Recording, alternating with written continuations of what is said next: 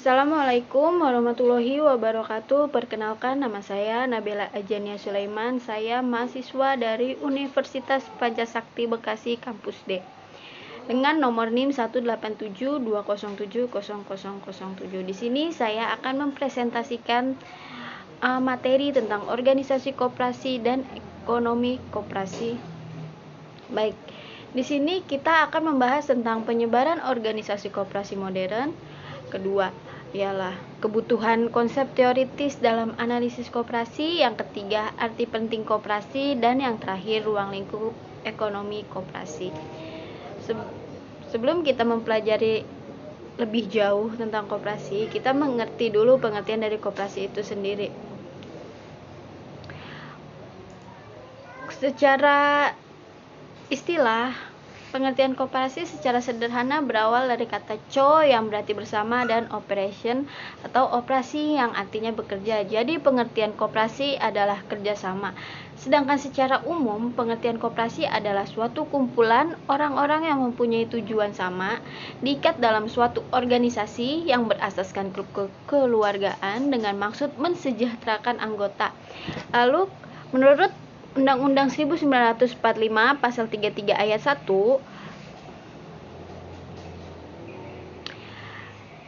koperasi adalah badan usaha yang beranggotakan orang atau badan hukum yang berlandaskan pada asas kekeluargaan dan demokrasi ekonomi. Kegiatan usaha koperasi merupakan penjabaran dari Undang-Undang 1945 Pasal 33 Ayat 1. Dengan adanya penjelasan undang-undang tersebut, koperasi berkedudukan sebagai sokong guru perekonomian nasional dan sebagai bagian yang tidak terpisahkan dalam sistem perekonomian nasional. Sebagai salah satu pelaku ekonomi, koperasi merupakan organisasi ekonomi yang berusaha menggerakkan potensi sumber daya ekonomi demi memajukan kesejahteraan anggota.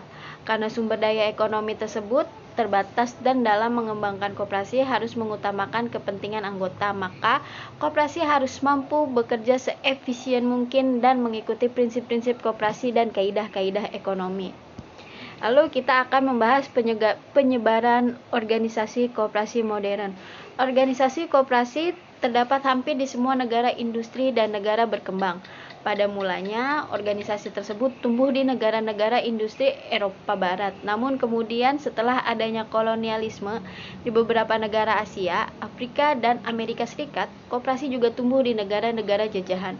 Koperasi modern didirikan pada akhir abad ke-18 terutama sebagai jawaban atas masalah-masalah sosial uang timbul selama tahap awal revolusi. Perubahan-perubahan uang berlangsung saat itu terutama disebabkan oleh perkembangan ekonomi pasar dan penciptaan berbagai persyaratan pokok dalam ruang lingkup di mana berlangsungnya proses industrialisme serta modernisasi perdagangan dan pertanian uang cepat. Perubahan ini membawa dampak terhadap berbagai kalangan masyarakat. Ada yang diuntungkan tetapi ada juga yang dirugikan. Prinsip-prinsip koperasi adalah yang pertama, keanggotaan yang bersifat terbuka. Yang kedua, pengawasan secara demokratis. Yang ketiga, bunga yang terbatas atas modal. 4, pembagian SHU yang sesuai dengan harga jasa anggota. 5, penjualan dilakukan sesuai dengan harga pasar yang berlaku dan secara tunai. 6, tidak ada diskriminasi berdasarkan ras, suku, agama, dan politik. 7, barang-barang yang dijual harus merupakan barang-barang asli, tidak rusak atau palsu. Dan yang terakhir, pendidikan terhadap anggota secara berkesinambungan. Prinsip-prinsip tersebut ternyata menjadi petunjuk yang berguna bagi pembentukan koperasi konsumen yang hidup dalam keadaan serupa. Di Jerman, Hermann Schul dan Delitzsch adalah orang pertama yang berhasil mengembangkan suatu organisasi koperasi bagi perintisan dan pengembangan secara bertahap dan pada organisasi koperasi kredit perkotaan. Ia menekankan agar prinsip menolong diri sendiri, prinsip pengurus atau pengelola. Di Indonesia, prinsip koperasi telah dicantumkan dalam Undang-Undang Nomor 12 Tahun 1967 dan Undang-Undang Nomor 25 Tahun 1992. Prinsip koperasi dinyatakan sebagai berikut: keanggotaan bersifat terbuka, pengelolaan dilakukan secara demokratis, Pembagian sisa hasil usaha dilakukan secara adil sebanding dengan besarnya jasa usaha masing-masing anggota. Lalu, pemberian balas jasa yang terbatas terhadap modal, kemandirian, pendidikan perkoperasian, dan kerjasama antar koperasi.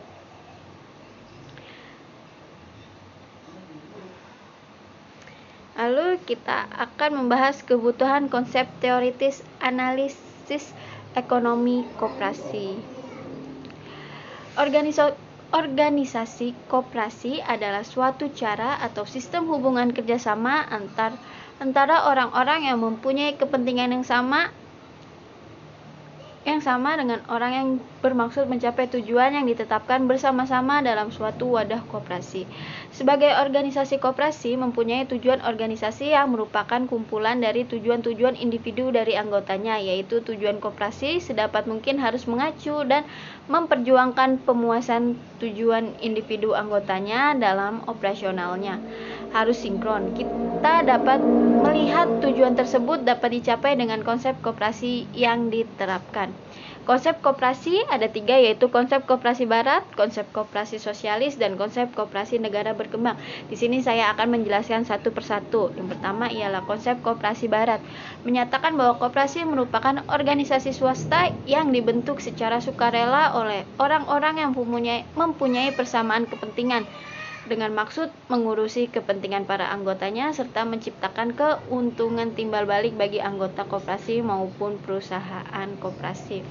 Lalu ada konsep koperasi sosialis. Koperasi direncanakan dan dikendalikan oleh pemerintah dan dibentuk dengan tujuan merasionalkan produksi. Untuk menunjang perencanaan nasional, alat pelaksana dari perencana yang ditetapkan secara sentral, koperasi adalah bagian dari suatu tata administrasi yang menyeluruh, fungsi sebagai badan yang turut menentukan kebijakan publik serta badan pengawasan dan pendidikan. Peran penting lain koperasi ialah wahana mewujudkan kepemilikan kolektif sarana produksi dan mencapai tujuan sosial politik. Menurut konsep ini, koperasi tidak berdiri sendiri tetapi merupakan subsistem dari sistem sosialisme untuk mencapai tujuan-tujuan sistem sosialis komunis. Lalu ada yang terakhir, konsep koperasi negara berkembang. Membedakan koperasi berdasarkan konsep barat dan konsep sosialis. Sementara itu, di dunia ketiga, walaupun masih mengacu pada kedua konsep tersebut, namun koperasi tetap berkembang dengan ciri tersendiri, yaitu dominasi campur tangan pemerintah dalam pembinaan dan pengembangan. Adanya campur tangan pemerintah dalam pembinaan dan pengembangan koperasi di Indonesia membuatnya mirip dengan konsep sosialis. Perbedaannya adalah tujuan koperasi dalam konsep sosialis adalah untuk merasionalkan faktor produksi dari kepemilikan kolektif. Sedangkan koperasi di negara berkembang seperti Indonesia, tujuannya adalah untuk meningkatkan kondisi sosial ekonomi anggotanya. Lalu kita akan membahas aliran koperasi. Aliran koperasi di sini juga ada 3, yaitu aliran koperasi yardstick, aliran sosialis, dan aliran persemakmuran. Aliran yardstick biasanya dijumpai pada negara-negara yang berideologi kapitalis atau yang menganut perekonomian liberal. Koperasi dapat menjadi kekuatan untuk mengimbangi, menetralisir, dan mengoreksi. Lalu pemerintah tidak melakukan campur tangan terhadap jatuh bangunnya koperasi di tengah-tengah masyarakat. Maju tidaknya koperasi terletak di tangan anggota koperasi tersendiri. Pengaruh aliran ini sangat kuat terutama di negara-negara barat, di mana industri berkembang dengan pesat seperti di Amerika Serikat, Prancis, Swedia, Denmark, Jerman, Belanda, dan lain-lain. Lalu ada aliran sosialis. Koperasi dipandang sebagai alat yang paling efektif untuk mencapai kesejahteraan masyarakat. Di samping itu, menyatukan masyarakat lebih mudah melalui organisasi koperasi. Pengaruh aliran ini banyak dijumpai di negara-negara Eropa Timur dan Rusia. Lalu ada aliran persemakmuran. Koperasi sebagai alat yang efisien dan efektif dalam meningkatkan kualitas ekonomi masyarakat. Koperasi sebagai wadah ekonomi masyarakat berkedudukan strategis dan memegang peranan utama dalam struktur perekonomian koperasi. Hubungan pemerintah dengan gerakan koperasi bersifat kemitraan atau partnership, di mana pemerintah bertanggung jawab dan berupaya agar iklim pertumbuhan koperasi tercipta dengan baik. Lalu di sini kita akan membahas arti penting koperasi. Arti penting ekonomi koperasi. Ekonomi secara umum diartikan sebagai usaha manusia dalam memenuhi kebutuhan hidup, sedangkan koperasi adalah organisasi ekonomi di mana anggota sebagai pemilik sekaligus sebagai pelanggan. Asumsi manusia rasional merupakan dasar dari pemikiran ekonomi, sehingga setiap kegiatan yang dilakukan oleh manusia rasional akan berprinsip pada prinsip ekonomi, yaitu menggunakan sumber yang terbatas untuk mencapai hasil yang maksimal. Peran koperasi dalam perekonomian Indonesia. Kemajuan dalam pembangunan koperasi dapat ditinjau dari jumlah koperasi, jumlah anggota, kekayaan koperasi, dan banyaknya usaha. Secara umum, koperasi di Indonesia mengalami kemajuan yang sangat pesat, namun masih terdapat beberapa kendala untuk mengembangkannya sebagai badan usaha. Peran koperasi di Indonesia sangatlah penting, dari pembuka pintu gerbang usaha kecil dan menengah, menciptakan masyarakat yang mandiri, penggerak perekonomian, dan menciptakan pasar baru. Pemanfaatan koperasi secara maksimal dan optimal diharapkan akan menciptakan perekonomian nasional yang selaras dengan pertumbuhan koperasi tersebut, mengurangi tingkat pengangguran yang tinggi, menaikkan pendapatan rumah tangga, dan juga memperkecil tingkat kemiskinan masyarakat. Koperasi pada saat ini mengalami kurang perhatian dari pemerintah pusat dikarenakan banyak penyelewengan dana dan modal koperasi itu sendiri. Inilah yang menghambat tumbuh dan kembangnya perkoperasian di Indonesia. Tanpa disadari, koperasi telah membuka lapangan kerja tersendiri di kalangan anggota dan juga menjaga kestabilan harga yang menguntungkan anggota. Lalu kita akan membahas ruang lingkup ekonomi koperasi. Yang pertama ialah hak dan anggota koperasi. Hak dan kewajiban anggota koperasi. Kewajiban anggota koperasi yang pertama ialah mematuhi anggaran dasar dan anggaran rumah tangga koperasi serta semua keputusan yang telah disepakati bersama dalam rapat anggota. Yang kedua, berpartisipasi dalam kegiatan usaha yang diselenggarakan oleh koperasi. Yang ketiga, mengembangkan dan memelihara kebersamaan asas kekeluargaan. Lalu ada hak anggota koperasi. Yang pertama, menghadiri, menyatakan pendapat, dan memberikan suara dalam rapat anggota pemilihan. Yang kedua, memilih atau dipilih menjadi pengurus. Yang ketiga, meminta diadakan rapat anggota menurut ketentuan-ketentuan dalam anggaran-anggaran dasar. Yang keempat, mengemukakan pendapat atau saran-saran kepada pengurus di luar rapat anggota, baik diminta atau tidak diminta. Yang kelima, memanfaatkan koperasi dengan mendapat pelayanan yang sama antar sesama anggota. Yang keenam, mendapatkan keterangan mengenai perkembangan menurut ketentuan dalam anggaran dasar. Lalu jenis-jenis koperasi ada 4. Yang pertama, kita akan membahas koperasi berdasarkan jenisnya, yaitu koperasi produksi. Ialah koperasi melakukan usaha produksi dan menghasilkan barang yang dijual kembali dan mendapat keuntungan dari produksi yang diperoleh. Lalu ada koperasi konsumsi. Koperasi konsumsi menyediakan semua kebutuhan para anggota dalam bentuk barang. Jadi koperasi ini menyediakan konsumsi untuk para anggotanya seperti bahan pokok, perlengkapan rumah tangga, dan lain-lain. Lalu ada koperasi simpan pinjam. Koperasi simpan pinjam melayani para anggotanya untuk menabung dengan mendapatkan imbalan. Cara kerja koperasi simpan pinjam sama seperti sistem perbankan. Koperasi memberikan kemudahan untuk para anggotanya dalam hal meminjam dana dan menyimpan dana di koperasi. Lalu yang terakhir dalam koperasi berdasarkan jenisnya ialah koperasi serba usaha.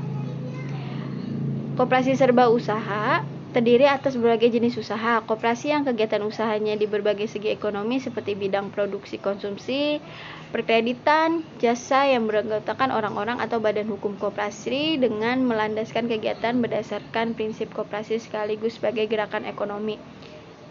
Lalu koperasi, jenis koperasi berdasarkan keanggotaannya. Ada 4 juga, yaitu koperasi pegawai negeri. Koperasi ini beranggotakan pada pegawai negeri baik pegawai pusat maupun daerah. Yang kedua, koperasi pasar atau Kopas. Koperasi pasar biasanya beranggotakan para pedagang pasar yang membuat satu koperasi untuk membantu kegiatan usaha pedagang pasar yang membutuhkan bantuan, kebanyakan dalam urusan finansial. Lalu yang ketiga ada koperasi unit desa atau KUD. Koperasi unit desa beranggotakan masyarakat pedesaan. KUD melakukan kegiatan usaha bidang ekonomi terutama berkaitan dengan pertanian atau perikanan. Lalu ada koperasi sekolah. Koperasi sekolah beranggotakan warga sekolah yaitu guru, karyawan, dan siswa. Koperasi ini biasanya menyediakan kebutuhan untuk para warga sekolah seperti guru, karyawan, dan siswa. Lalu kita akan membahas jenis koperasi berdasarkan tingkatannya. Yang pertama ada koperasi primer. Koperasi primer merupakan koperasi yang beranggotakan orang-orang untuk menjalankan kegiatan koperasi di suatu tempat atau wilayah kerja. Koperasi primer meliputi satu kelurahan, kecamatan, atau desa. Yang kedua ada koperasi sekunder, merupakan koperasi yang didirikan dan beranggotakan dari koperasi primer. Tujuan koperasi sekunder adalah menjalankan kegiatan koperasi primer dan mensukseskan visi misi yang ada di koperasi primer. Lalu yang terakhir ialah jenis koperasi berdasarkan fungsinya. Yang pertama ada koperasi konsumsi. Koperasi konsumsi didirikan untuk memenuhi kebutuhan umum sehari-hari para anggotanya. Seperti koperasi ini biasanya dapat ditemukan di wilayah desa, tempat kerja maupun di sekolah. Lalu ada koperasi jasa. Koperasi jasa adalah koperasi yang bertujuan untuk memberikan jasa keuangan dalam bentuk pinjaman kepada para anggotanya. Lalu ada yang terakhir koperasi produksi. Koperasi produksi adalah koperasi yang membantu menyediakan bahan baku, penyediaan peralatan produksi, membantu memproduksi jenis barang tertentu, serta membantu menjual dan memasarkan hasil produksi tersebut. Demikian presentasi saya, kurang lebihnya mohon maaf. Wassalamualaikum warahmatullahi wabarakatuh.